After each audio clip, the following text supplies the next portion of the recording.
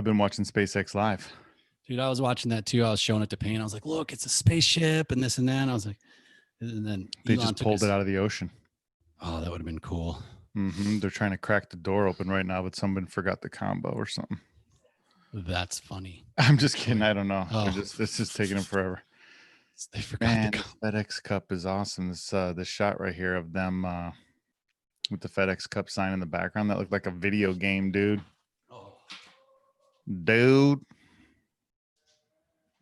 We just lost Joel. Joel just went AWOL. He's yelling something in the background with his $5,000 paintings on the wall. Here he comes. Shh. Stop talking about him. Stop. Over to Golfer One. Here he is. I say Golfer One because it's like Whoa! I thought you guys got like a pet ferret or something, and she had it like around her neck. I'm like, did you guys get a pet ferret? He thought we had a pet ferret. Nope, that's Jenny live and uncut. She had to get the new fur, even though it's 110 degrees. Yeah, got to get the fur out. Boots. Mm-hmm. We're gonna go live here with the golf. We were live. No, I mean we're live. We are live. We are live. Joel just tried out for the reboot of Risky Business, and this is what he looked like coming back from the telling you from the audition. Well, you know, you guys did see I did go to an audition the other day, which was funny because I've never done one like this, but it was for the Arizona lottery. Yeah. And I have an agent and everything. My agent sent for me the over lottery there. app. Was that why? Is that why it was? Exactly right. It was so weird. They gave us like an iPad, and you had to pretend that you were using the app, right? But it was difficult because you had to act, but you couldn't see yourself, which you can't see yourself anyway. But you're using this phone, and then you had to pretend, and then you had to do these things. And he's like, be careful when you're acting with the iPad because people move around and they lose themselves in the shot. Sure. And so I remember after I did my thing, because he's like, now celebrate. And I knew the casting director. He's like, now celebrate. And I was like, yeah. And now I think about it, I probably just threw the camera up in the air, you're not even going to see me. So I don't know if they'll see it or not. But oh wait, so you're on the video is from the actual iPad of you using it? Correct. So I was holding the iPad that was filming me, and the camera's in this corner. So when you're unless you're used to it, so they brought a bunch of people in, and we'll see what kind of shots they got. I actually was really surprised. I understand why they did that, because they wanted the camera angle to see you. Sure. But from a director standpoint, they're going to look at all that video, and hopefully they had a camera running in the background, because otherwise their shots are going to be so messed up you're not going to see. The guy that went in front of me, great job. Well, I was going to say there's going to be some winners in there, and they're probably 99% of it's going to be crap, but they're just praying to God on the couple winners, Well, there was some, and it's funny because agreed. And so let's use it as an example for art. We went in 6 to a room, and we were all distanced, and we had to do our hand washing, all this stuff, and masks. But I almost don't want to see the guy ahead of me audition, because it's like listening to a bunch of music, and then all of a sudden you write a song and oh, that sounds really similar. Sounds just like that song. Yeah. What's up, baby? Yeah, no cards, 100%. All right, later, Joel. Have a good one. Yep. Guess I gotta go. Yeah, done. So it was fun, man. And it was cool that I knew the casting director, and everybody at that place was like, Joel, where you been? Because I took some acting classes over there.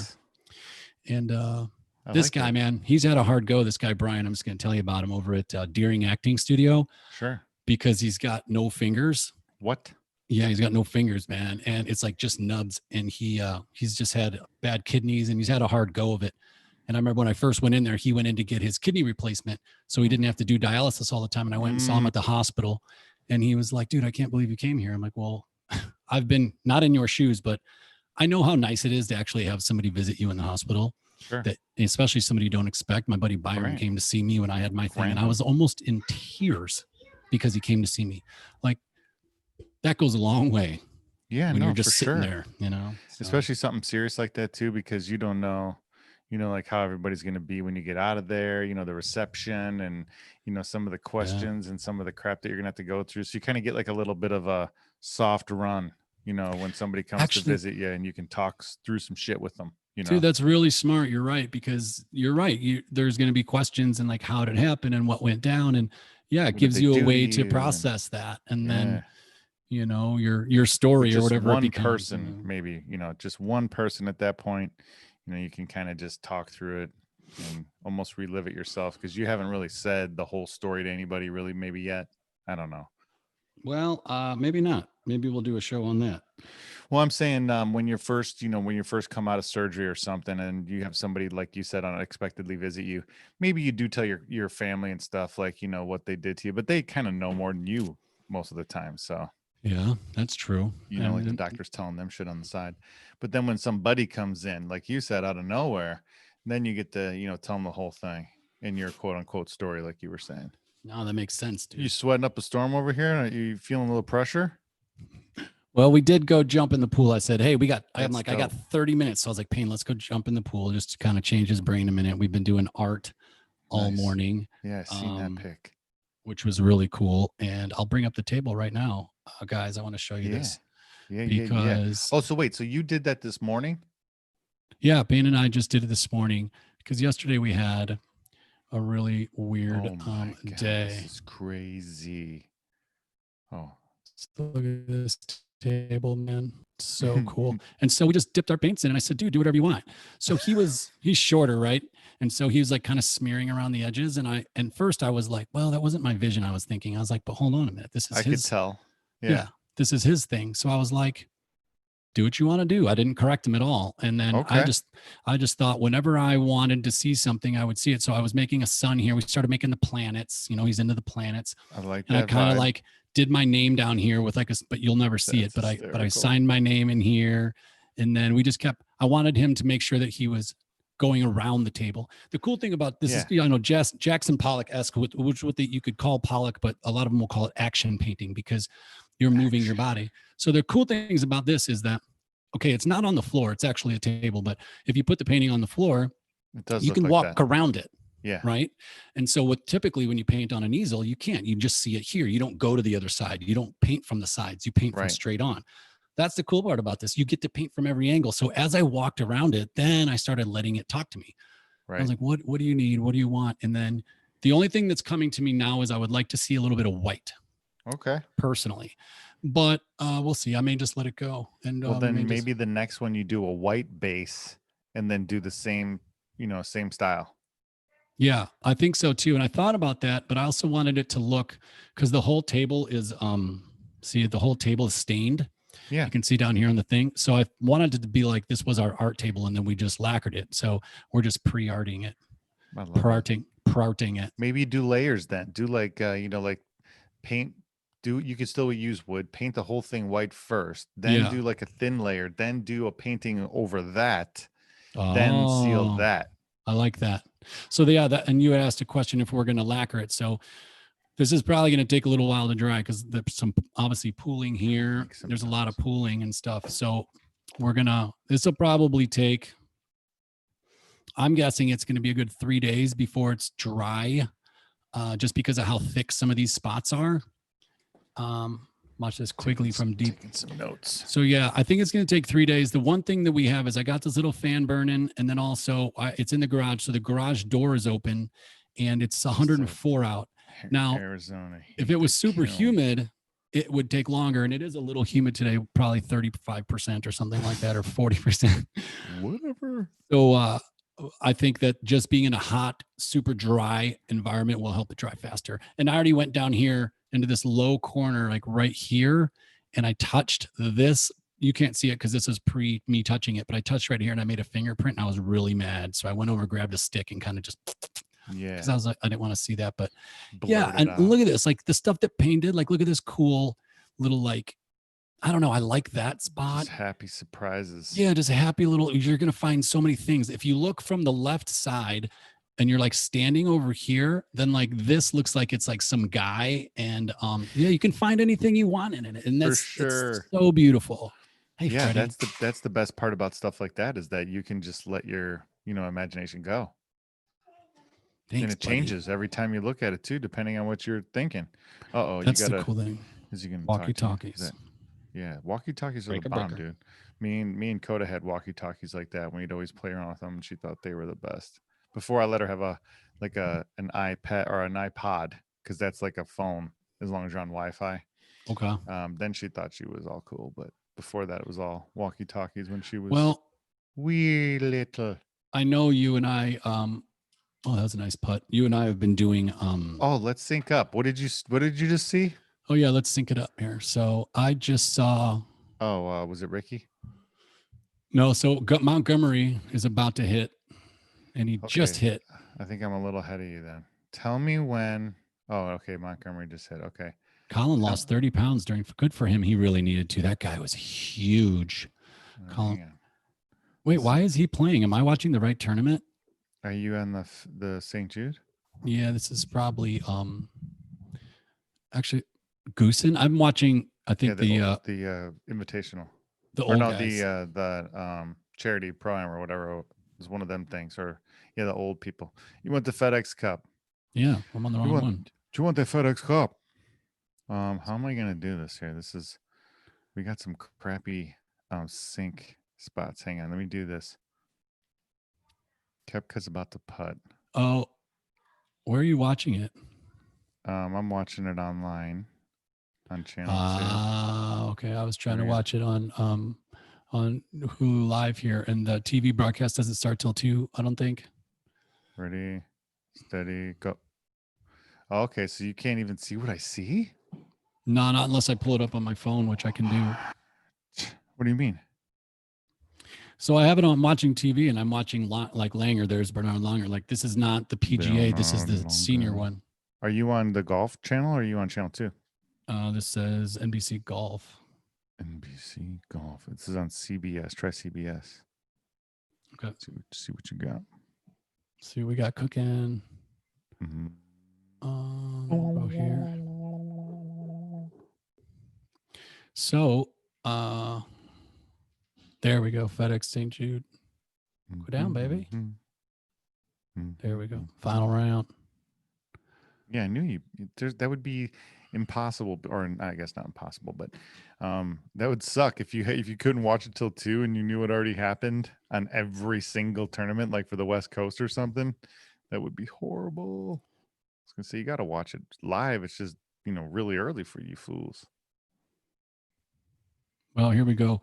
Where are you? This is crazy. Well, it says it's playing this FedEx St. Jude, but it's showing me the tennis. So whatever. Tennis. Yeah. Showing me let's go live at WTT championship. Unless they're just showing highlights. I don't know. That's weird.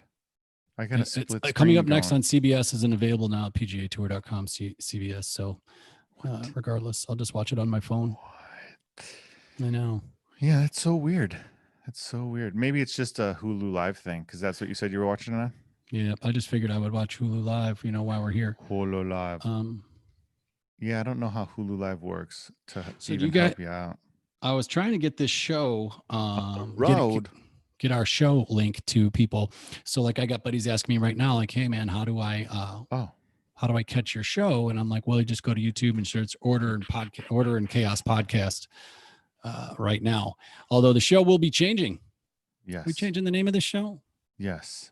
I was gonna say we should have led with that, but we got to make like some signs or something. Maybe we can have we'll figure out a way to have some, there's got to be a way to cut some stuff. Well, kind of like you did with share screen type of stuff. Maybe we'll start off with that, where we have our logo and our name and stuff like that. But we wanted to change the name because Order and Chaos is awesome. I love that name, but it's just too hard to spell, and it doesn't search that good when you're searching in YouTube for some reason. Maybe it's just us, but I don't know. So I was all about rebranding too, and I know you were, but we still struggled. Yeah, I mean, we were surprisingly. I mean, you try to fit whatever your creativity you can into the name. Yeah, but it ultimately makes it difficult. But I like what we came up with for the new.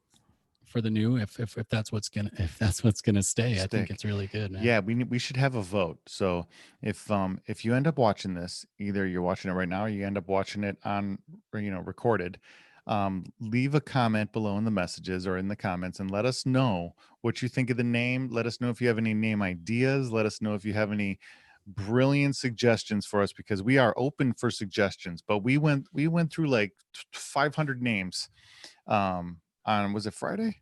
Yeah, Friday night? it was the last night. Was it? Seems Yeah. like it was. Was it last night? That was last night, right? What the hell? Are you sure?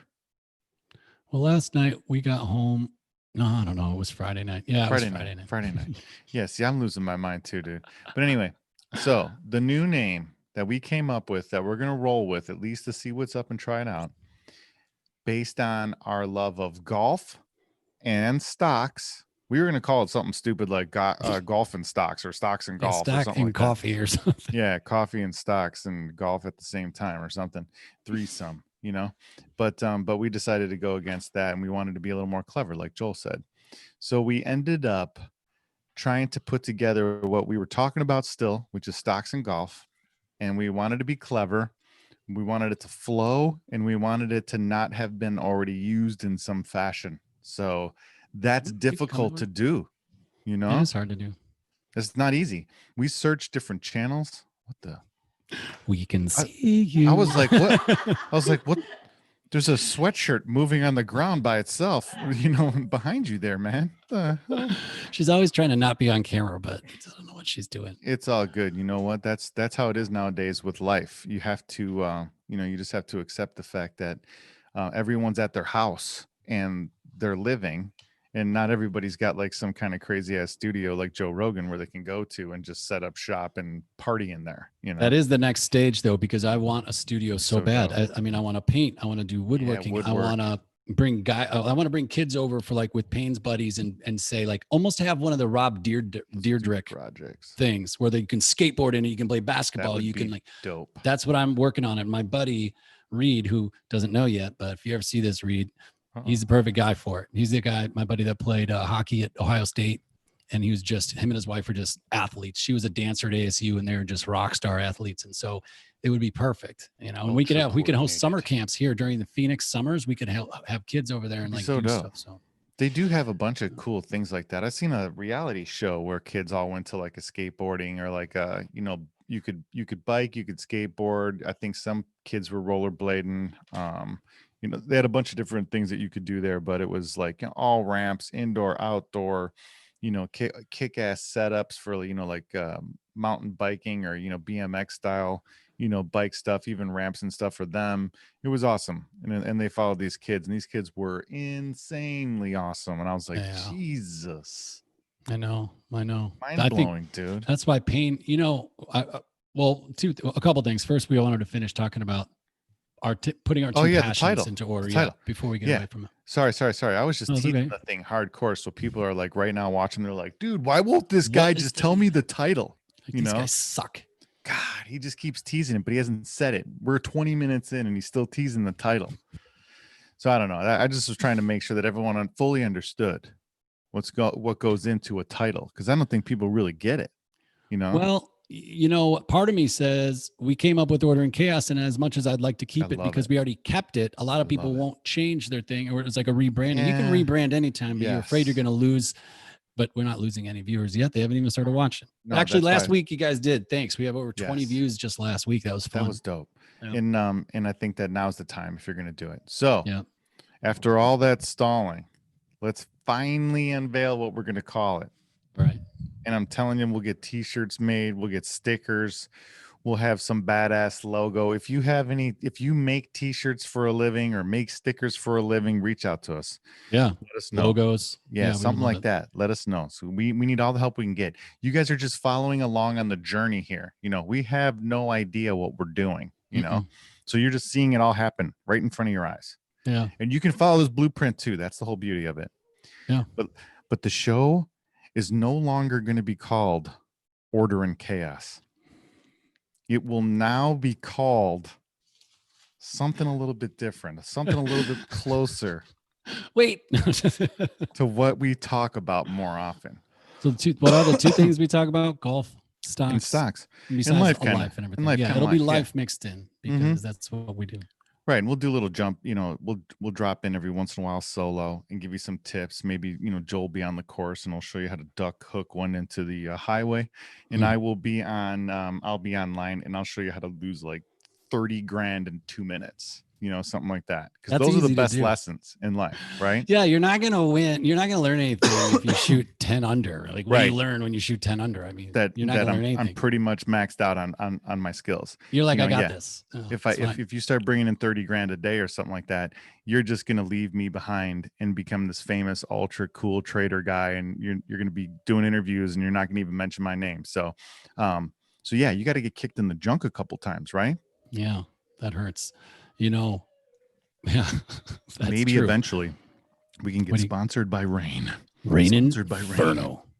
So anyway, what is that? Sugar free? This is it's no sugar and shit. Now I want it's one. all I'm got salivating now. I'm like, it's got like complex amino acids. It has some caffeine in it. Got a complex. That's what it's got. Yeah, it's got branch chain, not complex. Branch chain amino acids. Oh, you got the BCAAs. Yes. It's got citrulline. It's got some other in focus enhancement stuff, like green tea extract. I'm just looking at some of the shit. So it's only 10 calories, and the serving size is 1 can, no sugar, and it's got some sodium in it though, but it's got a shit ton of B12, niacin, B6, potassium. Boom. Let's go. Nice. What's wrong? I got golf. I'm live now. All right, let's sync this up, and then I'm going to tell everybody what our new name is. All right, Kepka's about to hit. Boom, you just hit the ball. I know that's really for you. You didn't. Yeah, Kepka just hit a little cutter in, and he's mad. Have you ever done that? You ever hit a shot and you're like, oh my God, and you're playing with your buddies and somehow it cuts and it sneaked, then the green funnels it and you're like 6 feet and they're like, oh yeah, real bad shot. You're like, dude, it looked like he was going in the pond. Right. Yeah, I did not hit that right. Sorry. Better lucky than good. That's what I always say when that happens. Better lucky than good. People like to say, well, they don't draw a picture of how you got a birdie, like off the rock into the horse's mouth and then onto the thing, but like a freaking. All right. I don't know who's putting, but who's so the blue it looks shirt? like this is, I don't know. That looks like Reed. No, Byung Hun An. Yeah. He's about to putt. Yeah. Tell me when he strikes the ball. Okay. He's setting. I bet he's going to hit in 1, 2, 3. Nope. Hit. Okay. I'm a little bit ahead of that. Ooh. So he doesn't make it.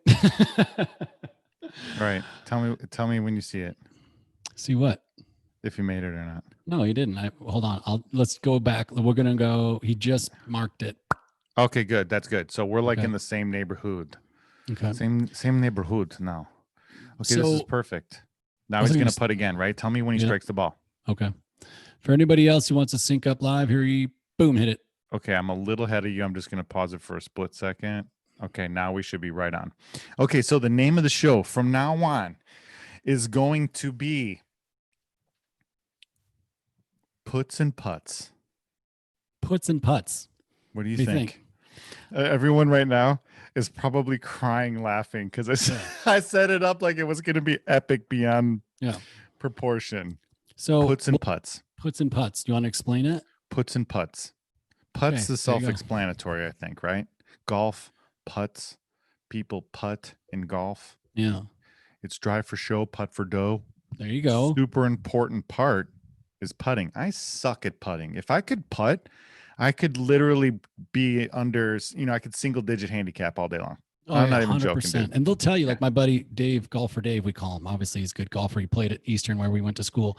Dave, if you see this. So he was just like, hey, man, all these guys, they're all about the same at this level. It just comes down to who putts better. Yeah.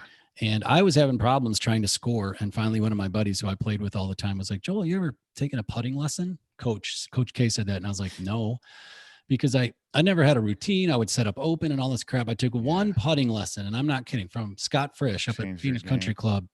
Shaved immediately like 3 shots off my game. Once I felt comfortable, after a couple of weeks of just feeling comfortable with the setup, boom. It was now you just get it on the green, and I don't know. It's not that I'm any better of a putter. I'm not doing anything different. I'm just standing a lot closer to the ball, and all I do is rock, and it's just like a perfect setup. And so it really helps. I just have distance and control issues. My aiming and my setup and my reads are fucking fine. Yeah. But your reads don't matter if you're hitting the ball too hard and too soft. You know what I mean? You hit right through that shit or right under that shit. And it's just like one of those deals where it's just like, is there something wrong with me? It's been like 10 years where I have no distance control, and I'm just like, how am I the messing distance this control up so bad? The distance control will start fading as our eyesight changes because our distance, what's it's called? Something about our distance. And I know you're on the green, but I don't know. I heard a lot of golfers as these older guys say the depth perception. There you go. Like it just changes as you get older. Come in now, copy. Wait, what was my famous? I'm going 10. Breaker 1-1. Oh yeah, breaker 1146. We got a 383 on Route 92 over. Let me tell you this quick story about these. So Bogensky, God rest him, God bless him. He got into the whole ham radio, like the whole thing. No way, I didn't know that. That's dope. So we were. Did he have one of those big ass antennas? And no, shit? He didn't do it on his car. He had one at the house. No, I mean at the house. Yeah. Yeah. No, he didn't have a big antenna. He just had the. It was just on the equipment. I was trying, buddy. Breaker. You gotta turn it. Dad, don't you know how to use a walkie-talkie, bro? I was. Hello. I think we need new batteries. Yeah, those things probably just see if Mama can put new batteries and then bring it back to me. I couldn't hear it because I think your batteries are done. You need more power. So he would come over to the house, and he liked the Penguins for some reason, the Pittsburgh Penguins, and he would wear. So his handle was Penguin. Nice. And we would talk on that thing at night. And there was this girl in the neighborhood, I don't know where she was, called Little Bear. And she had a ham radio. Okay. And she had one, and so he would always be messing. And he's like, "This is so fun! Look at all these people." Dude. And that he would obviously start fights on the thing with people. And one night we were at my house. And we had the thing, and they can kind of geolocate where you are by how strong the signal is. If their signal is really strong, they know they're close to you. But they don't know where you are. So Bogues is like, "Hey, you mother effers, come get us. F you. We're gonna bring it. And this guy's name was, I don't remember what his name was. I'm coming to get you. It was like the Godfather. It was like something. He's like, "We're coming, Fred." And so you could hear them all talking. They're like, "Guys, they're nearby." And we saw them come in the neighborhood because where my house was on Wilshire. We looked right off of 83. So, no. Okay, 83. I got you. Yeah, right off of. No, you're right, Dundee. Yeah. I didn't know if you were talking about that side entrance or the one at the light. No, you're right. So over there off Dundee. So they come in, and we knew it. And they're circling around, and we saw them circle around. And as soon as they circle around, I was like, "Hold on, just wait." And I knew Tim Mahalik, and a bunch of Eddie Main and those guys were out playing because I was over there at Mahalik's house about an hour ago. So I was like, "Okay, right now." I figured they were just over in front of Mahalik's house, and I was like, "Hey, F you guys, we see you passing by right now." They came out to Mahalik, and they're like, "What's going on?" And Mahalik, they don't have no clue what's going on. It's like, "What are you guys talking about?" Mahalik's got a bat, and he's like, "Get out of here! I will kill you." He probably had his freaking taser. He probably did. Well, then later on, back in the day, Tim comes and tells me this story. He's like, "Dude, these guys came over and blah, blah, blah, and we're laughing so hard." And then we told him how we set them all up. Oh man, it was fun. Stupid ham radios. Timmy Mahalik's a great dude. We chat all the time on the phone. And you do? Oh God, yeah. And we're always talking stocks and shit too, because he's a big he was all about like crypto and shit when crypto hit. And I was like, man, I'm like, I can't pull the trigger on that, dude. It's a little bit too crazy for me.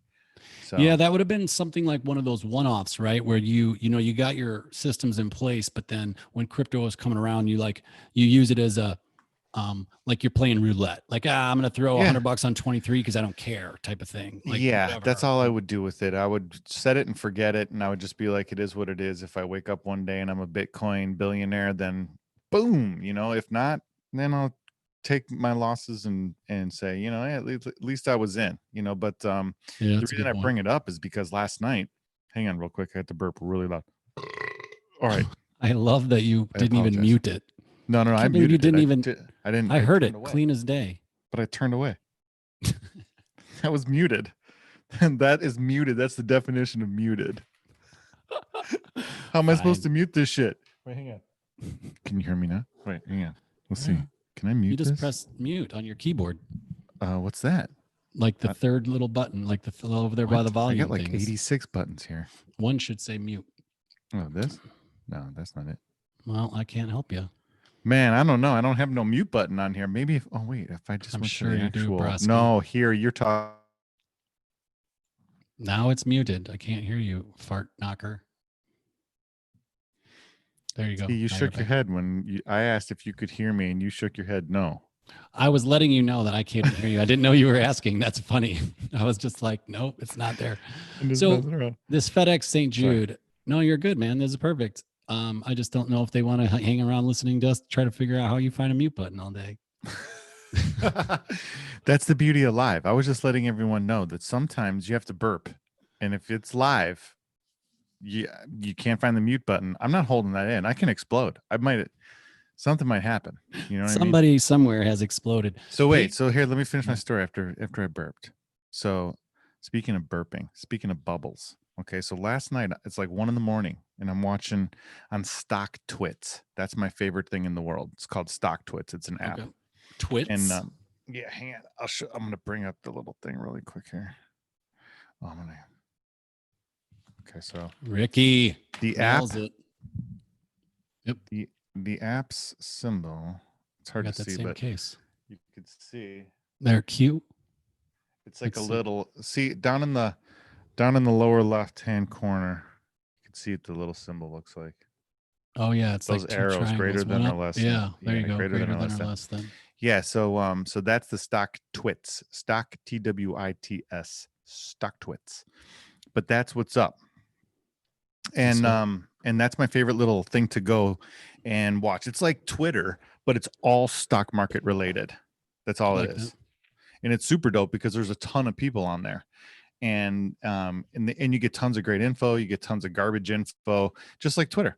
But you can sort through some of it and find some really cool shit. And you can see what's trending, like what everybody that's into investing, that's into the stock market, that's into crypto, that's into all that shit, what they're talking about. And that's what I love about it the most, because that stuff drives pricing a lot of times, like that momentum, like bandwagon bullshit. Yeah. There's a whole thing nowadays with like Robinhood traders jumping onto the platform and trading just indiscriminately, like just clueless, just throwing money around like crazy. So you see a lot of that stuff in here too. You know, rookies getting just beat up because they ask a pretty basic question, but you get tons of good and bad info in here, right? And last night what was trending really hard was Bitcoin, because it was going up like thousands of dollars a minute, dude. It was insane. What? Yeah, last night. It was going crazy. Not thousands, like hundreds, but it went over thousands, you know, throughout the night, all said and done. And it was just going crazy. So I started checking some of the other cryptos, and all the cryptocurrencies were going nuts, and everyone was talking about them and, you know, messaging about them and stuff like that. And I'm watching this in real time, and it was insane. And then all of a sudden at like 1:29 in the morning, just the bottom fell out and all of this selling happened and it cratered. And I was just like, holy shit, thank God I'm not on that roller coaster, dude. I mean, that stuff watching that last night just scared the shit out of me. Cause, you know, if I had any horses in that race, I would have just been like, my stomach would have dropped with that stock market chart, you know. You know what's crazy about that is, you know, we've heard of people doing that, right? So you'll know people that have big positions can move stuff around and manipulate. Yeah, they're more liquid so that they can watch it go and then sell out. You know, they can manipulate it, right? And there's a lot of stories of that happening. But now I could see it where, because of social media and all these different things, you know, you can get a group of people, you know, let's say me, you, and 5 other people decided to go into one of these forums and start talking shit to purposely inflate something, to do that. That's what they do here. You might not need to have, you know, a 10,000 share position, because you're trying to do it. Those guys are doing it on their own, as opposed to like having a group of people that are doing something. Dude, look at that chart. Look at that. I feel like that's what happened, but that's the chart. You know, that's the Bitcoin chart from last night. Wow. Yeah, dude. That's crazy. Yeah. So I saw that last night and I was blown away. And right now it's down $654. That's interesting. Well, look, it's still at 11 G's. I mean, there are a lot of people that made a lot of money. 11,200-ish. Yeah. And Ethereum was the same way. But these roller coaster rides, like you see that shit and you're like, what the hell? It's Well, nuts. I was thinking about that last night. We were driving back from my car breaking down, overheating, which that's a segment we'll get into here in a little bit. Yeah, we'll talk about that. But I was coming back and I saw this bank and it said Stearns Bank. And first I was like, oh, I wonder if that's like a Bear Stearns, like, somebody spun off and did a little bank or whatever, but whatever. Maybe. And I thought, well, who's using that bank? Because there's all these, nation banks, and you want to use a lot of nationwide banks, depending on if you're traveling and all that crap. But I know the benefits of using more of a local backed bank. by somebody too, or something sometimes. Yeah. So you think like, these guys have their own bank. And I thought, wow, opening a bank would be cool. But then I thought, well, the banks are in it to make money and there's all these fees and shit. So now, people want to put their money online. So let's say you put your money let's just say you used PayPal as your bank. Yeah. You know what I mean? Good stuff. Because you're trying to avoid that stuff. Well, I could see how when this, if a financial crisis is coming up, how people would start leaning towards Bitcoin again, because they feel like, well, that's what they were saying. People don't have their hands in our pot, in your pot. And well, the dollar strength kind of drives some of that cryptocurrency stuff, right? It's like the metals, like precious metals, like gold is going through the roof. Silver just had its best week in like 10 years. All these metals and precious metals and shit went up in price because the gold because the dollar lost a bunch of strength last week or the last couple of weeks. And that's what you see. You'll see some crazy stuff like that happen. And when you see that type of stuff, you got to be careful too, because if the dollar doesn't, flatten back out, you start to get some crazy and hyperinflation and shit'll set in. Then we're talking some big fucking problems. But the Fed won't let that happen. Well, I mean, they can't lower the interest rate anymore. I guess they could go negative like in Europe, but that would be even crazier. So it's interesting, the whole Fed thing. You watch some of those videos out and then you find out, like the Fed is not run by the government. No. Which I was surprised to know and find out, even though I may have heard that before. And I thought that's interesting. Like, why are they controlling things if it's independently run? But because we got into major debt and they took all of our gold. Well, I can't speak enough to that because I don't know enough about it. Fort Knox is empty. Just sounds crazy. Yeah, that's what they say. Fort Knox is empty. It's off. If it's not empty, somebody else owns the gold in it. That's all I'm gonna say. Or it's already spoken for, right? It's like we owe it to probably somebody, China, maybe other nation states. Yep. Yeah. So these guys, you played golf just the other day. I play golf all the time. I played the golf. I hit the ball many times. Many times. How did you? A lot of the times. How did you play? How did you? Actually, I don't even want to ask. I played like dog shit. First, how did you hit them? That's what. First seven holes I play like dog shit. Second 7 holes I play good. I hit ball strong. I like the juice. I hit ball strong. Who's this lefty? Philly. I hit ball strong. I put in hold quick.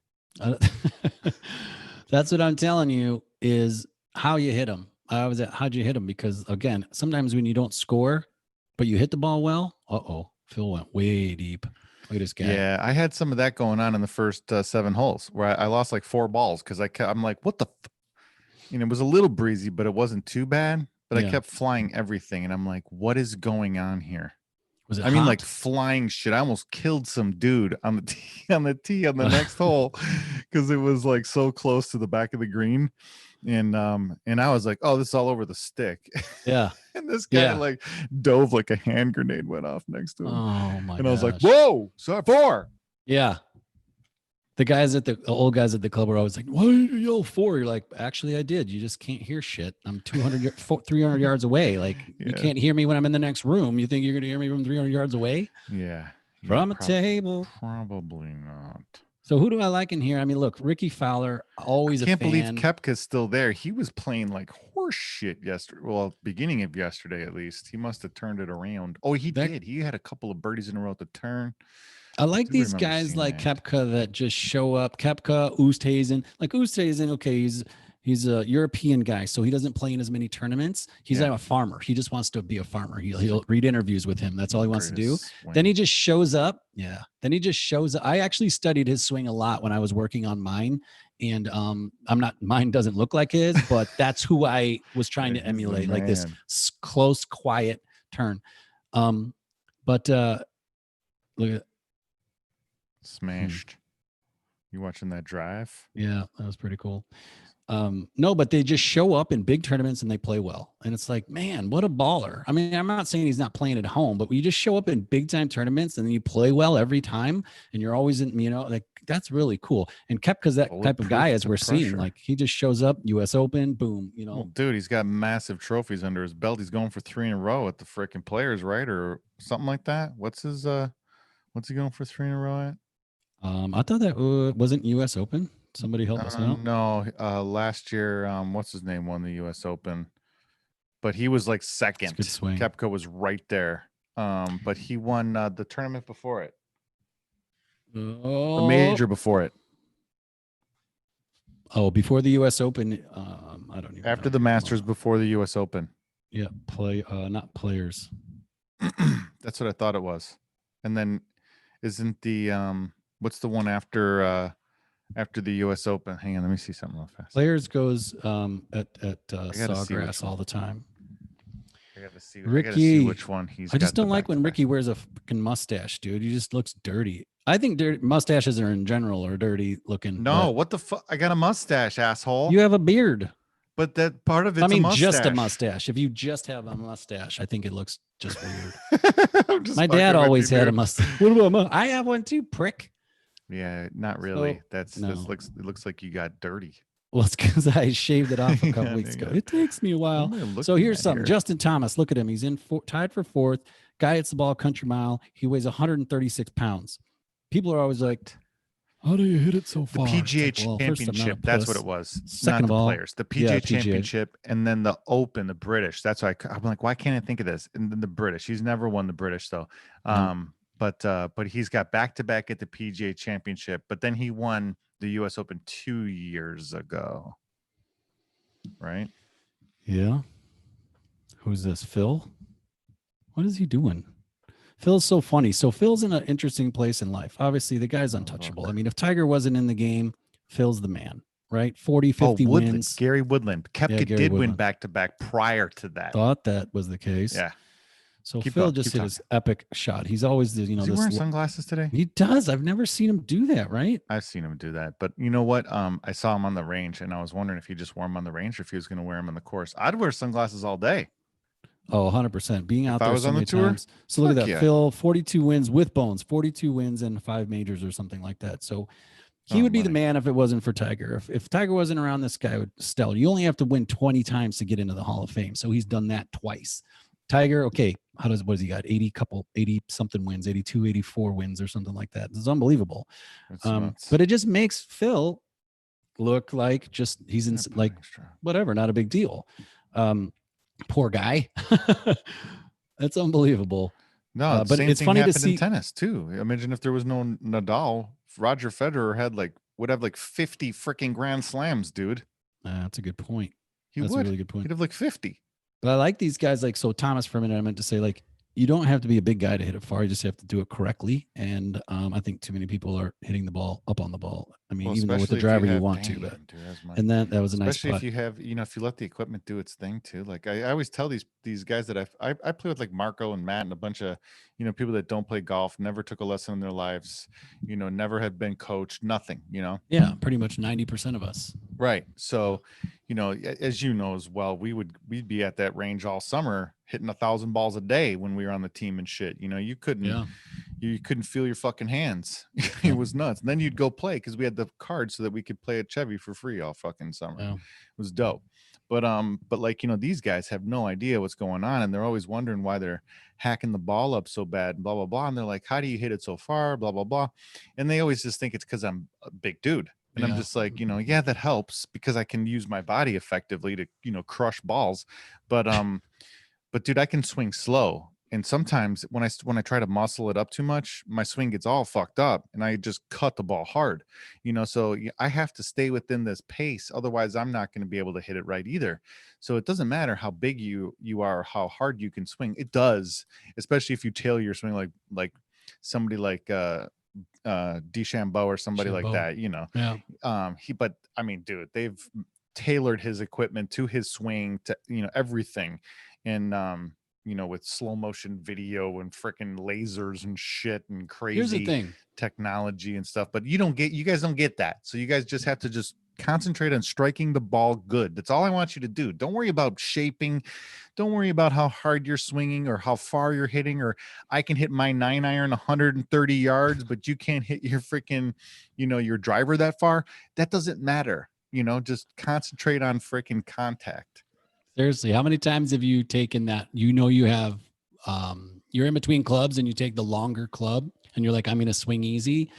And you swing easy and you just crush it. That's whatever what was happening. That's how you need to play all day long. So, once I dialed it back and started selecting clubs based on my swing tempo, that's when I parred 4 of the last 7 holes. Nice. Yeah. And that's the thing. And that's why I try to get these guys. I'm like, look, if you're going to try, at least go watch the LPGA. Don't watch Tiger and these guys. They swing way too hard. And you can swing that hard if you have your thing dialed in. Like you said, if you know you're going to hit it square, but none of these guys swing that hard anyway, because they know if they miss a fairway, that's like $100,000. I was just going to say it's $10,000 a swing. Yeah. I mean, easily. So that's a nice swing by Ricky. I was just going to say that too. Yeah. But people don't know how to release their hips like Ricky just did there. People don't know how to, like pose on their finish, or what happens if you finish a little low, or if you finish with your hands a little too high. People don't understand anything like that. It's like, like there's a lot more shit that can go wrong after you contact the ball than really before. You know what I mean? No, I get like you could do whatever the fuck you want before you hit that ball. As long as you hit it square, you're going to fuck things up after you hit the ball. You know what I mean? Like you're going to pull your hands down and hook the shit out of it, or you're going to pose and push your hands up and you're going to slice the snot out of it, or you're going to freaking, pull up and stand up on it and top the shit out of it and hit a worm burner, or you're going to, fucking bend down and blop into it and chunk the crap out of it. Something's going to happen at contact and right after. I would love to, because that path was already set. You had already set that path. I mean, if you're coming left, that path was set. But look at Furyk. You're pulling off. Furyk looks like he's doing he's signing a fucking autograph with his golf club in his backswing, dude. As far as I'm concerned, Furyk was doing, like I said, the GG swing tips. He's like the GG swing tips before GG swing tips, because he's pulling it up and then he's flattening it out and then he's coming through, and it's just like that guy's showing. And now, real inside out. You know how when you screw around and you're doing anything and you take a baseball and you're just screwing around and you throw it around, it's like any of those things you came up with can be fine. Golf is interesting because if you're not, for a while, if you weren't doing it the certain way, you weren't doing it right. So everybody's trying to conform to this one way of hitting the ball, and it's not really necessary. Like I remember bowling. I brought this up before, but this is different. So we used to bowl Eddie Main and those guys, and there was this kid. His dad owned the lanes and shit. Remember Jason Short? You remember this guy? Dude. Jason Short from Scotty Copper. We hung out there all the time watching football and shit. Well, he was in our fantasy football league, or his dad was actually. We always called him. I called him the car ball, because what would happen is he would have a ball. I don't know if he couldn't get his fingers in it. We were little kids. He would have a ball and he would run as fast as he can. And we would like stop and skid, and then he would just dump it. Yeah. But then it had a shit ton of spin on it. Yeah. So he was spinning it, but he was just doing it two hands real close. Holding this, and it would be like, you know what? I mean, he wasn't the best one out there, but he could hold his own. He made it happen. And he was like a Furyk. You know what I mean? He just made it happen. And you have to use your style on whatever it is. If it's stocks and the way you pick stocks, the way you pick horses, maybe you pick them by name, maybe you pick them if they took a shit first, maybe you pick it, whatever. Me too. And it's like, just do your thing, man. My buddy Justin, I don't know if he's watching now, but this is a guy with all the gadgets and he's got game. But he takes lessons upon lessons and things upon things. And I worry that he's, trying to fit it into this box. And I said, dude, play your swing. You know what I mean? Like if you hit a fade at this stage of the game, just go hit it. That's what I told Marco. Some days it over slices and some days it doesn't, but just go play it because you know it. Yeah. I'm not going to sit here and try to pick apart your swing, because you need to go to the range for like 2 months straight and hit it. Like I said, 1,000 balls a day to iron this motherfucker out. You can't iron a shirt out by yelling at it. You know what I mean? That's really good. Here, I'm going to go against your 1,000 balls a day. What I'm going to say is this: if you want to do 1,000 balls a day, then just go putt. That just might go be putt, aggressive, putt, but putt, you know putt, what putt, I mean. putt. No, I like the 1,000 balls a day. I definitely say that you need to putt, and a lot of people don't do that. But if somebody, first of all, go get some swing help, all right, then hit 1,000 balls a day and dial in that muscle memory. That's why I'm saying that. is because once you get a swing dialed in, or once you get a swing, then you dial it in through that muscle memory and that repetition. Yeah. So first, go get some help with your swing, go get some slow motion videos, and there's apps and shit that you can use for starters and stuff like that, just to mess around and see how kick-ass it works. And then go lock that shit I down. like that. And then Yeah. I like putting And from putt. like, I used And to putt chip. from 4 feet. Putt and chip is key, man. And I always said you can kind of get your birdie. You can get a birdie with your wedge more than you really can your putter. So if you're good with your wedges and you can get them close enough, then that's where you get your birdie a lot of times. Otherwise, you're making a 12, 14 foot birdie putt, and that's really difficult to make. Really hard. Yeah, anything outside of 6 feet is like dicey as fuck. So that's where I want them to start. Go ahead.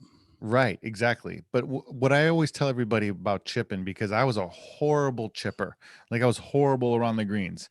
Like I didn't understand. Like I don't know what I was doing. I tried my hands in front of the ball, open stance, balls in the bag. I tried I tried everything. I tried the ball up in my stance with like a 7-iron, but I couldn't figure it out until somebody explained it to me like this. They're like, all I want you to do is take that 7-iron or that pitching wedge or whatever you're using, and this is only around the greens. Anything else, you got to actually, take a cut at it, but only around the greens, and just putting stroke.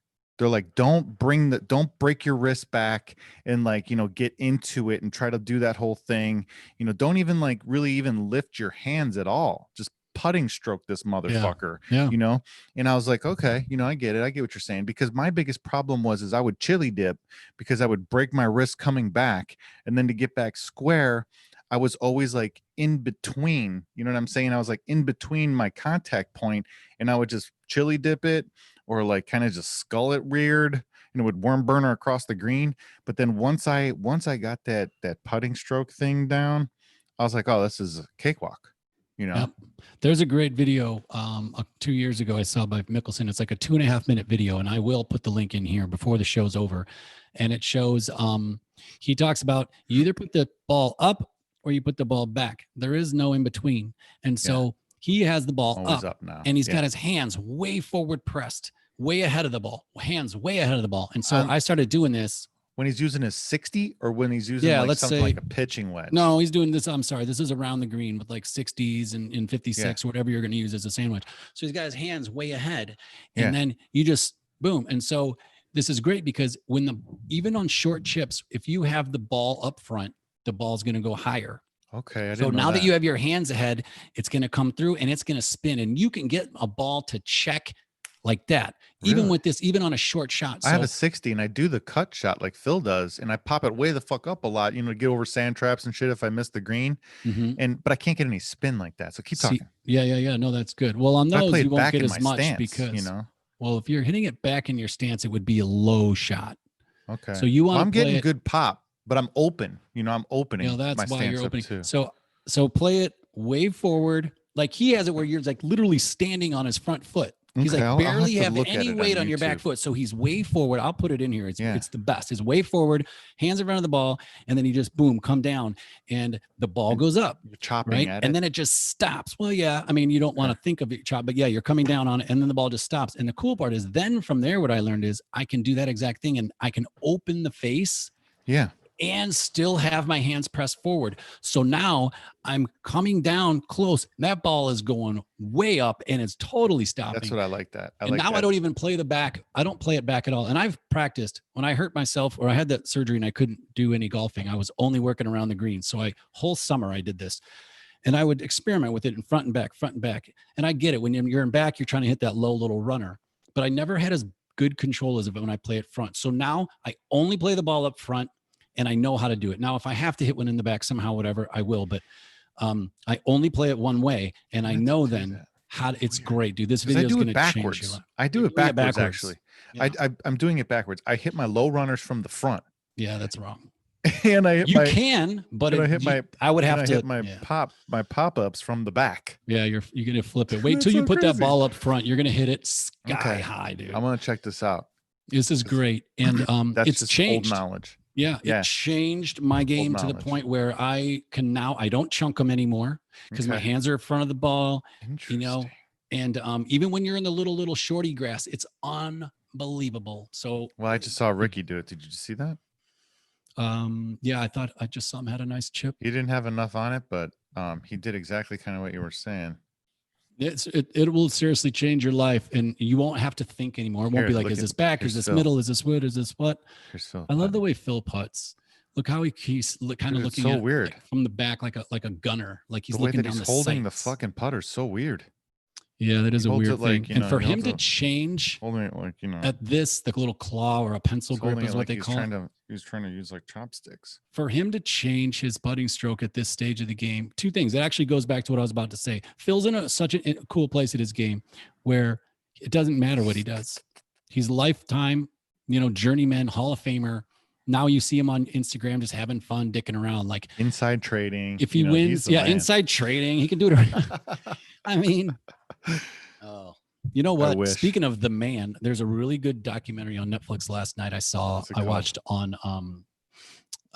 Frank Sinatra. Oh shit. I love Frank Sinatra, dude. So it's two parts. Okay. One is all about his life. And I wonder why they went so fast, but it's good. A lot of stuff I didn't know, how he grew up and all the shit. How I don't know any of those It gave me inspiration because he's just like, I was the shittiest singer ever. This one drunk guy like taught me, famous guy like taught me how to sing and all this stuff. Tips. And all his careers ups and downs to the point where he like lost it like twice.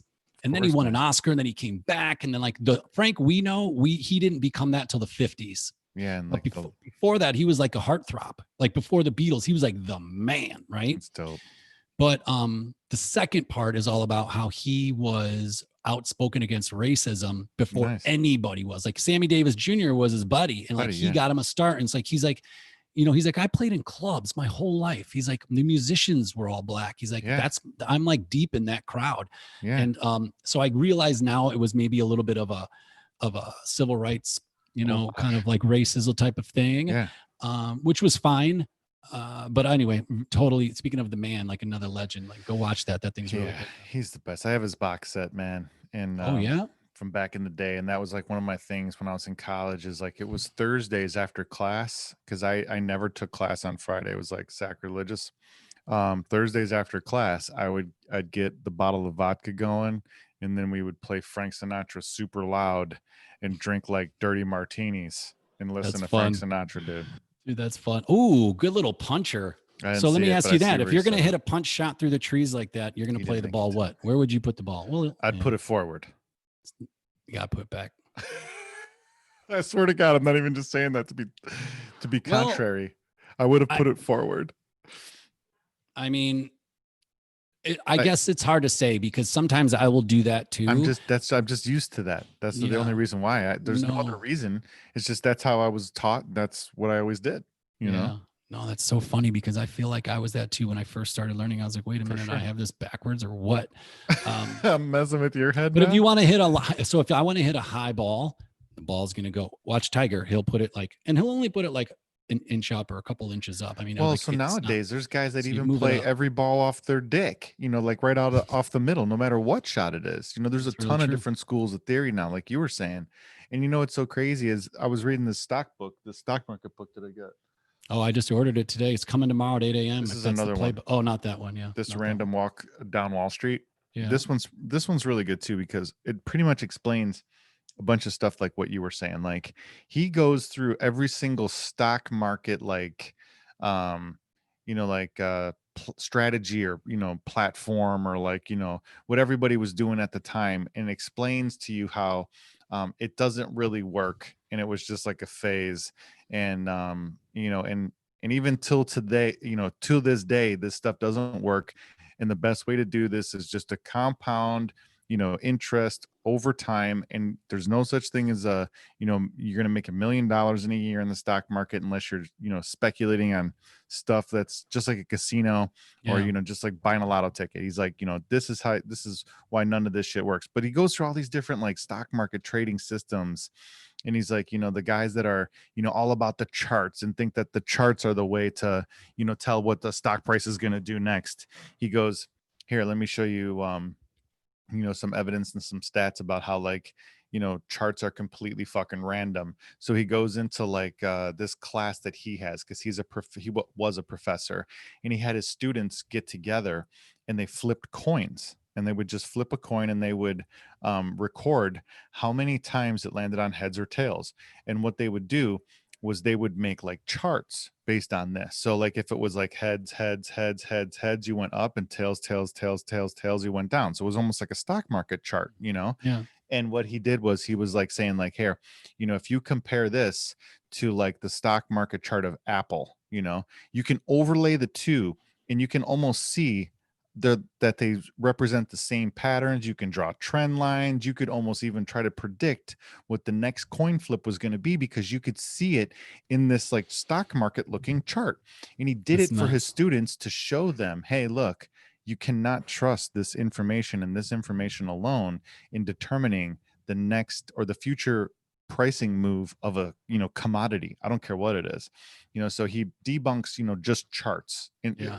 in general. And it was just like, Damn. whoa, because I love charts, and I love seeing, you know, how they bounce off these lines and all this shit. And it made total sense to me, and I took a ton of time learning how to chart, which does help because you can at least look at it and glance at it and see if there's any type of information you can pull out of it. But then he goes into like fundamentals, and he's like, you know, I could go into, you know, how fundamentals aren't really a good indicator of a company's, you know, future prospects or a pricing move of a stock, because I can give you, you know, a bunch of different reasons and different examples. He's like, let me just start off with the blaringly obvious. You know, fundamentals are a thing with like accounting and bookkeeping, and, you know, how people report earnings and all this different stuff and valuations and blah, blah, blah. And he goes, so let me just start off with the dead obvious here. He goes, Enron. Okay, next chapter. He's like, you know, like that's all you need to say. You know, so he's like, you know, like people will cook the books, and you'll have issues with accounting, and people will get in trouble. And, you know, so for you to say something like, oh, these guys have a great, you know, Enron's got the greatest books known to man. But a month after that happened, Enron didn't, you know, didn't, or ceased to exist because they were playing the cook the books thing, you know? So you can't use fundamentals either. So now you can't use technicals, you can't use fundamentals. And then they're like, you know, what about this thing, you know, like risk management, which they call beta. You know, there was a whole thing about like, you know, this beta portfolio.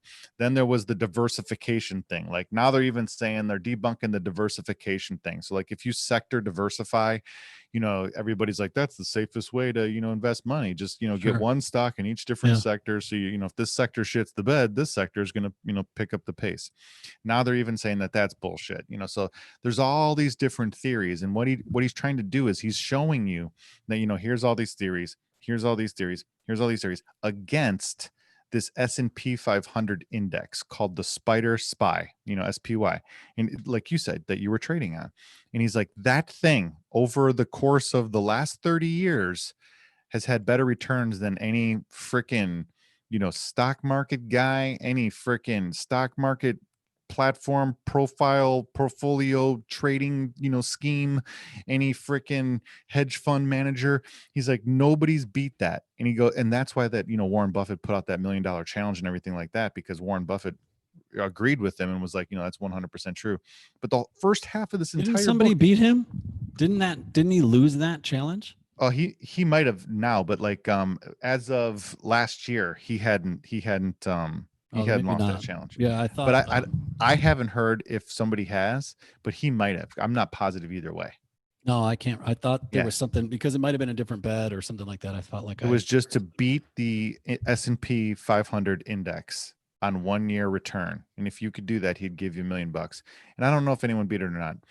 Yeah, If maybe somebody not. does know, let me know. Comment below. Tell me who it was. Please do. Yeah, I thought I would love to know. Maybe I got it wrong, Probably a but I thought I hedge saw fund that somewhere. manager, maybe. I don't know. But the stock Yeah. market's been booming too. So you can, in times when the market's in a, you know, bull run and the Fed has got the interest rates on the floor, you could probably give it a good run and make some decent returns, but you're still not going to beat over 30 years. Like that's the key here, because someone's going to look up and go 1997.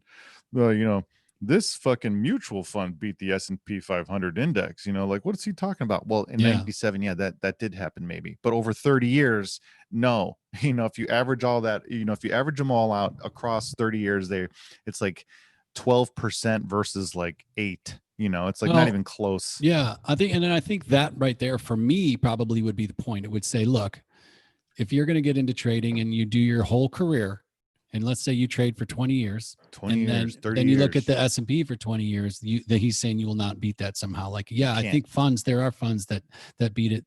You know, there's a 30%, hey, we got 30% last year, whatever the hell it is. And you might have smashed it. But again, I think the whole play is over time. I think if you did like a 20-year time span, and that was your lifetime of your career of trading, is I think where it's going. You know, there's going to be things we say on here that we have no clue about, that we're learning again along the way. We're learning this stuff, and we're open to debate and all that stuff. I know last week we talked about, if you want to touch on it, that depreciating asset. I know my buddy texted me after the show, and he's like, "Hey man, he's talked about a house Dude, let's talk about depreciating asset." And I thought, well, if it does have a physical depreciation, you know what I mean? And there's a functional and a financial obsolescence to also I was going to say property. I could talk about this straight from experience, because the house that I'm sitting in right now, so this house that I have was foreclosed on, and it was not lived in for like 5 years. And before these people left, you've heard stories about this. They ripped out like the freaking lighting fixtures. They ripped the doors off and took the fucking doors. They took like, the toilets and like the sinks and shit. Like they gut the house before they get evicted so they can try to sell shit. I don't know what the plan is. Wow. Well, I guess that is the plan. Place. You know what I mean? Yeah. So the house goes on the market and it sits here for 5 years because it's a dump, and the thing needs a lot of fucking work, but it's really, really cheap. It was like $210,000, and that's cheap as fuck for Schaumburg right over here. All the other houses are super expensive. And so Rachel gets it, and with the intention of putting some money into it so that she could turn it into an asset. And that's exactly what she did. So now, that's what I'm talking about. So the people before me that own this house bought this house because we see it. We can see how much they bought the house for and stuff. They bought the house for like $320,000. Yeah. So at that point, they let it go to shit so bad that it became a depreciating asset and actually lost $100,000 in value because these fucking idiots didn't take care of their asset. So at that point, a house can be a depreciating asset 100%. If you live like a trash hoarder, you are going to have a depreciating asset on your hands. No, that's a good point. It'll be worth less than what you paid for it. So it can be, I think maybe those were the words that were missed, was that it can be a depreciating asset if you don't take care of it. Just like anything.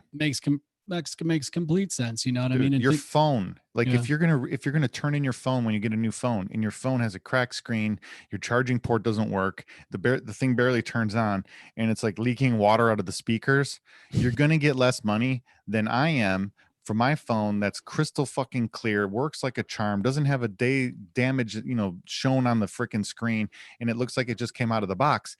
That's taking care of any asset. I don't care what it is. If you have a fucking t-shirt, if you take care of that t-shirt and you wash it, you dry it appropriately, you hang it, and you take care of that t-shirt, dude, you can sell that t-shirt for value. I mean, like I'm doing that right now. I just sold 3 t-shirts. Dude, that were used. Think about, so that's awesome. I want you to talk a little bit about the Tesla and the self-driving package part, how you told me on the phone yesterday, and how that is increasing every year for how much it costs, but then you could almost resell your Tesla for the amount that you bought it, because that has increased it, even though it, yeah. Can you talk about that part again? There's a ton of value stuff that he built in, him meaning Elon, that he built into this plan of his with, the Tesla end game in mind. So for example, one of the things you can do is when you're checking out, it's like an a la carte. You just check boxes for the different options that you want, almost like ordering food, like, do you want ketchup? Like, no, I don't want ketchup. I want onions. Same thing. This is how you order this car. When you order this car, one of the options is full self-driving. So there's some confusion here because people always talk about autopilot, but what I think they really mean is full self-driving. So those are 2 totally separate things. Every Tesla comes with autopilot, which is like a souped up cruise control. Okay. But not every Tesla comes with full self-driving, which is an $8,000 option. Okay. And 6 months ago, it was like 7. 6 months before that, it was 5. You get my point. So it's getting more expensive. And they tell you right on the website, if you go right now to their website and you go to look at a car and you go to pick the options and shit, right under where you check, the box for full self-driving, it says this option will go up in the future. And then, so that that's something you can do right at this moment when you order your car to lock in that price. But if you don't have the money and you still want to get a Tesla, you still want to get into that whole thing and save the planet, save some money on gas, all that jazz, you can get it later. Like you can literally you can get the car. Then when you have the car, you can, while you're driving around, you'll be like, oh, I want full self-driving now.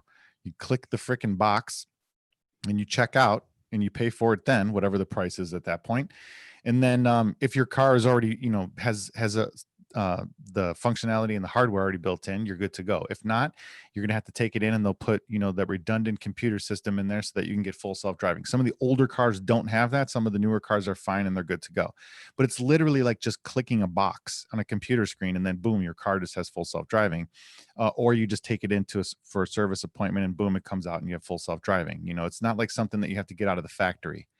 But then on top of it, yeah, it's so dope. So then on top of it, though, there's other options you can get too. So they'll give you like an option where it's like, hey, $1,500, we figured out how to extend your range by 45 miles and increase your 0 to 60 time by half a second, So instead of 4.0 seconds to 0 to 60, it'll be 3.5. And instead of 320 miles of range, we'll give you 355 or something like that, and it's $1,500. You can literally just check that out right there on your screen. And then it's just software. So it just updates overnight automatically. And now, boom, the next time you use your car, it has better range and more power. You don't even have that one for sure. You do not have to take in to get anything done to your car. It just happens over the air. So now you've added $9,500 of value to your car after you purchased it. Or you could do, all of this stuff before you purchase it, when you check out.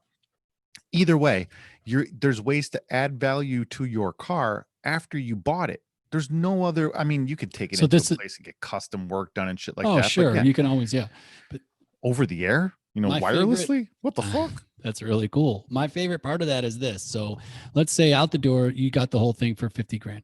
Yeah. Let's just make that up. And then so somebody is going to go next year, or let's say 2 years from now, they're going to go buy the car that you have and they want full self-driving. Well, let's say full self-driving is 12 grand.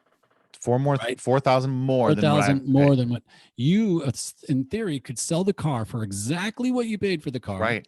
And I'll be able to get a car with full self-driving, but that's fully updated because maybe you just got an update or whatever, right? Yeah. So it's cheaper, but it's up to date. That's the thing is like, I guess I'm trying to say it's like cheaper, but it's up to date. Well, you can get that car. So like you said, so if you wanted to buy that car brand new, you would have to pay $4,000 more than my car.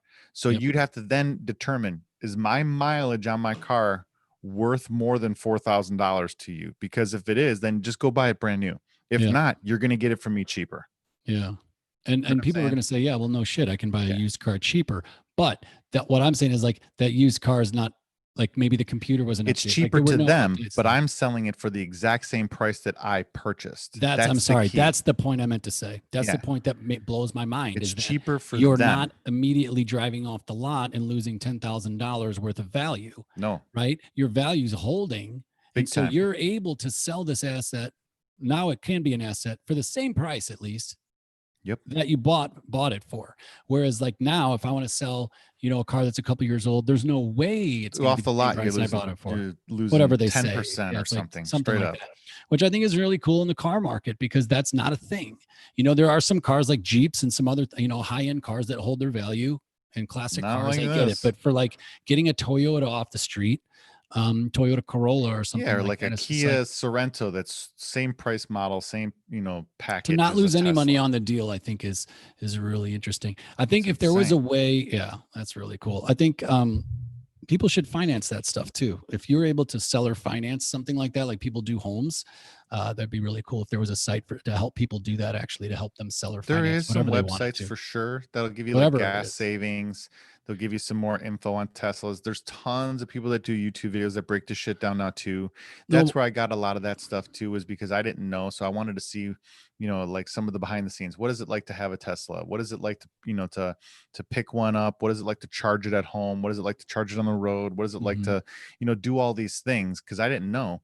And yeah, there is some there is some bad stuff along with the good. It's not all just roses. These guys still do have some fit and finish troubles that they, have been struggling with. They do have some stuff that they need to work on to be like really, really, really top of the line for the money that they're charging. There is some stuff that they need to get better at, but there's no other car that you can buy that can, that's value based like this. Cause I'm just tired of playing the game, man. I can't stand transmissions anymore. I can't stand engines and spark plugs and, freaking muffler stuff and all Well, this crap. It's it just was like, perfect oh, yesterday. belts and shit. I'm just like, Jesus. It was perfect yesterday because we overheated. We were going to take Payne up north to get out of the heat, and we were going to go do some exploring. And my 2005 Lexus overheated, and I was like, "What great shot, dude!" We're probably off of time because I had to kind of restart my stuff, but this Justin Thomas making a move, and just putting well. So it overheated, and I was texting you, and you're like, "Hey, guess what? Teslas don't overheat. Like you don't need coolant. You don't have a belt. Nope. You don't have this. And I was like, those are the things I think a lot of people don't even think about, because then the question came from Jenny. She's like, well, then what's a Prius? Oh, it's totally different. They have, like, what's a Prius? Like, they have both. And so, yeah, that's what I said. I was like, I think they have both. Yeah. As I'm sure they have a full electric option. I don't know, but it's completely but there's still like combustible engine was what put in that text, which was funny. And I think there's all those things. There's no like, there's all these things that don't go into it. Yeah. I just keep picturing it just being like an electric golf cart. Essentially, just think of that. You know what I mean? It's like a battery with a switch. Balls on it that you wouldn't even fathom. I mean, like, it's insane. It'll suck you back into your seat. It's so fast. But yeah, like the craziest part is like this car's thought of it all. Like, if you're gonna go out to dinner and you're gonna pull up to the valet, you just put that fucker in valet mode, and that guy can't do the freaking Ferris Bueller's Day Off thing to your car. It'll only go 40 miles an hour tops, even if you floors it. That's nice. And you always know where your car is at all times. You can even freaking have like the Sentry mode and shit where it watches through every single camera, so you know exactly what's going on. No way. Yeah, there's like 8 cameras on the fucking car, and you have the Sentry mode, and on the dash on that monitor. Here, look it up right now and put it on the screen. Watch this. All right.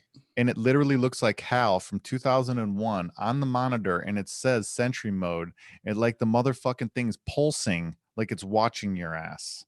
It's crazy, dude.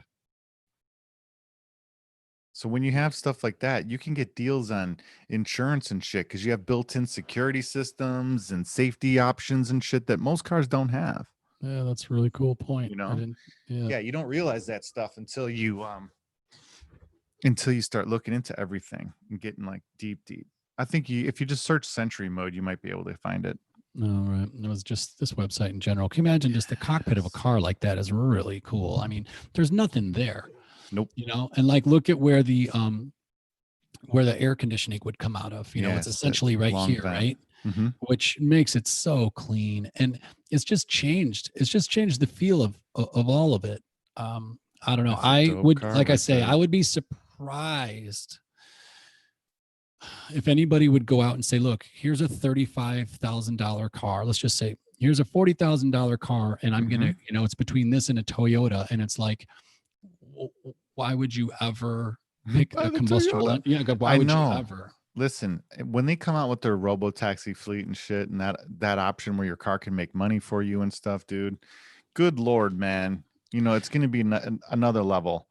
Just go to, you said this the other night. Could you imagine you come home from work, you park your car, you go in to eat dinner, and then your car goes out and starts running Uber trips? What does it during work? While you're at work. Yeah, it's out. All you have to do is just schedule it to come pick you up when you get off work.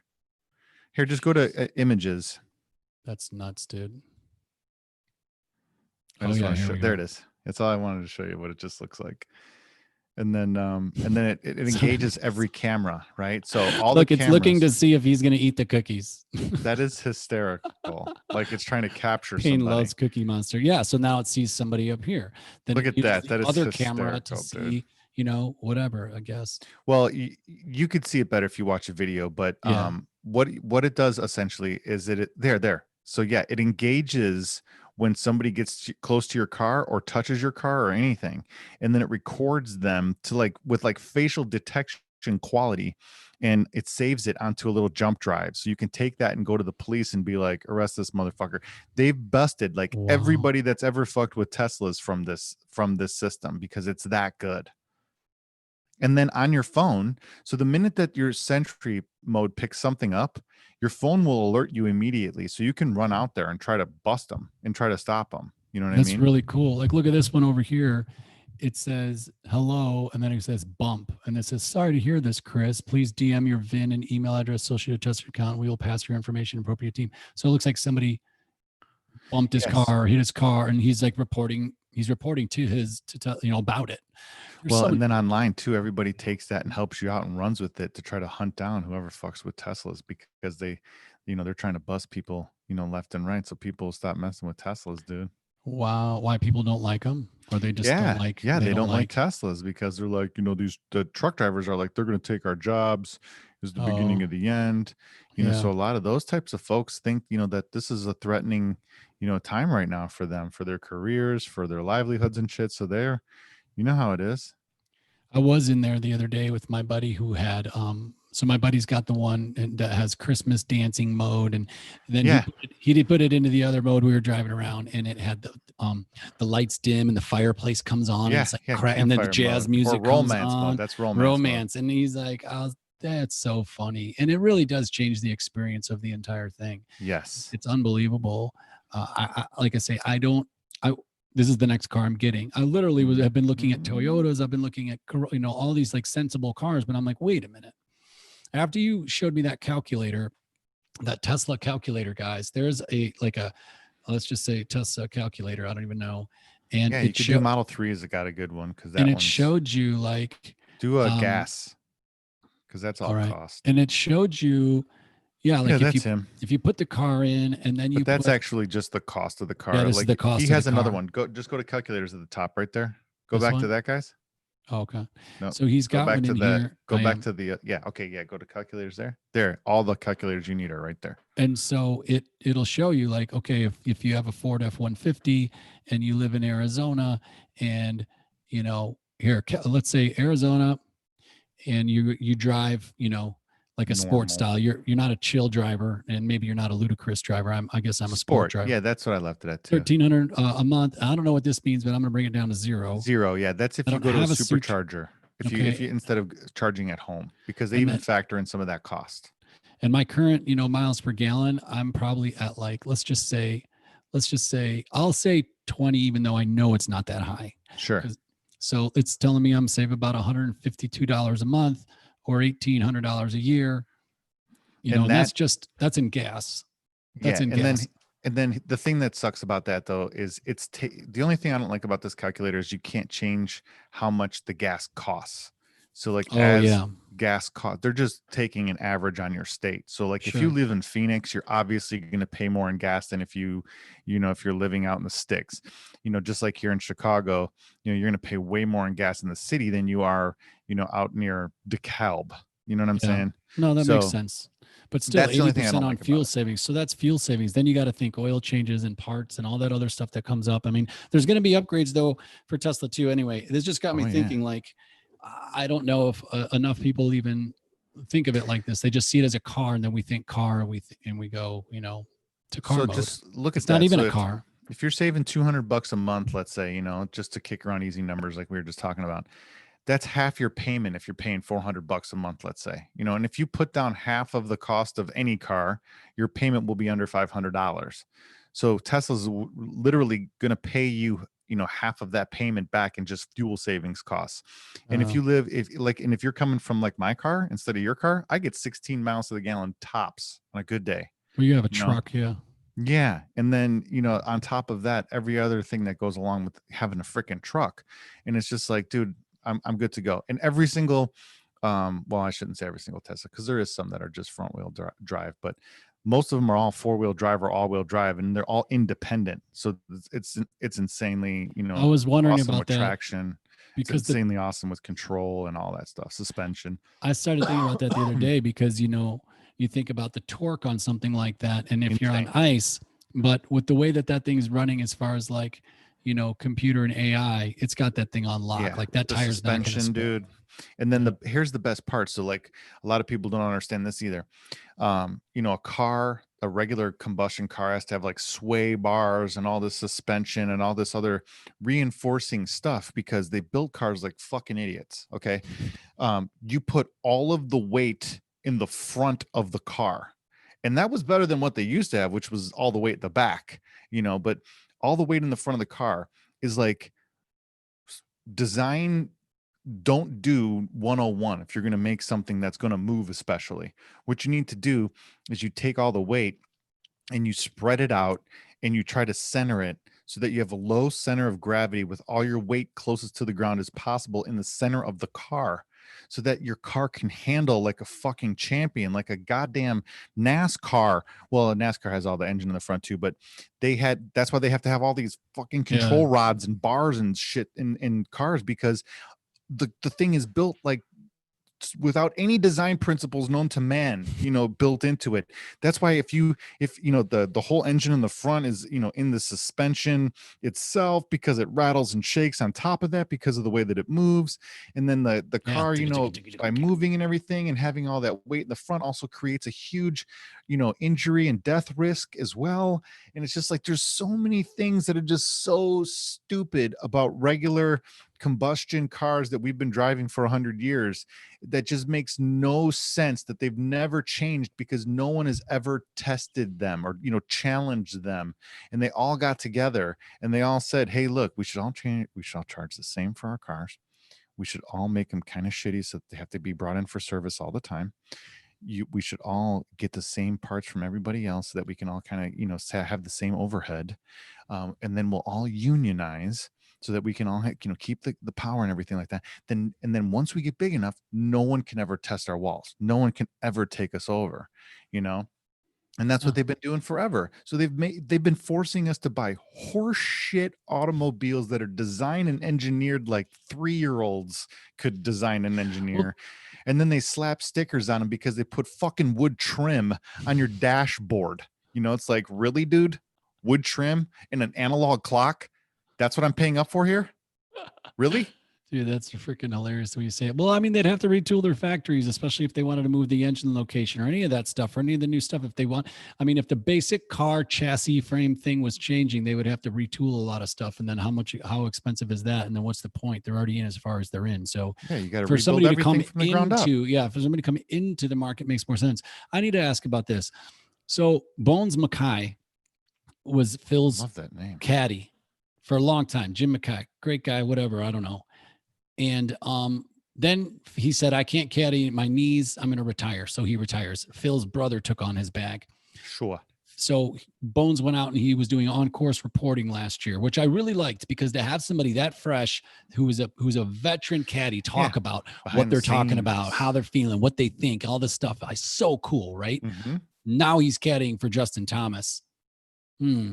Makes me think maybe that wasn't the case on why he retired in the first place. Okay, maybe he found out his knees aren't that bad. In the past. Nah, I'm thinking that was an excuse. I think it was over with. Phil's brother maybe wanted to come in for his last couple of years or something, or I don't know what was going on. Maybe he couldn't win with Bones anymore. I don't know what it was, but they decided to part ways and they blame it on some other shit. Mix up. Don't treat me like an asshole. Just tell me what's going on. Well, and that's not the way of the world nowadays. You have to worry about everyone's feelings. Do you have to go? You got to wrap it up. I got to wrap it up, kids. Let's wrap it up. We've done enough damage today. We've spread enough disinformation to get kicked off of YouTube for like 2 years. Yeah, I can't wait. Then we'll change the name and we'll do it all over again. We'll do it all over. So now it's puts and putts. But next week it might be called like coffee and chips. Yeah, dude. You know what's funny is when you first said puts and putts, I was like, well, you're the trader and I'm the golfer, I suppose, if we wanted to separate putts it out, even though then I was like, well, shit, that means, first? That means you have to be puts, and that's kind of cool, but I have to be putts. So that means I have to be a putts. I don't know. I guess that'll be easy to do. Puts? It doesn't really. Put it in his eye. Puts and putts. We had a few people, guys. I appreciate the comments. Please, if you think, if you know how to design, we're looking for logos. We're looking for shirts. We're looking for stuff. We don't have time. We have time. Mental help. We need mental help. Thanks for tuning in. Puts and putts. Next week, we'll have a better Thursday logo. Oh, yeah, Thursday. So, guys, same time. girls, 12:30 my time, which ends up being 2:30 Central. So 2:30 Central on Sundays and Tuesdays, maybe a minute late. I'll try not to be. Forever. Forever. And then we'll dip in every once in a while too and just go live randomly out of nowhere. It could be like 2 a.m. And Yeah. Joel's got an epiphany and he's walking around in the desert and he's fucking wrestling coyotes and shit. Whatever. But we'll dip in and do some of that stuff too. But I appreciate it, man. Thanks for swinging by or hanging out. Crushing life, baby. Crushing life, taking names. Love it. Later, y'all. I'm gonna go jump in the next SpaceX pod. I'll talk to you later.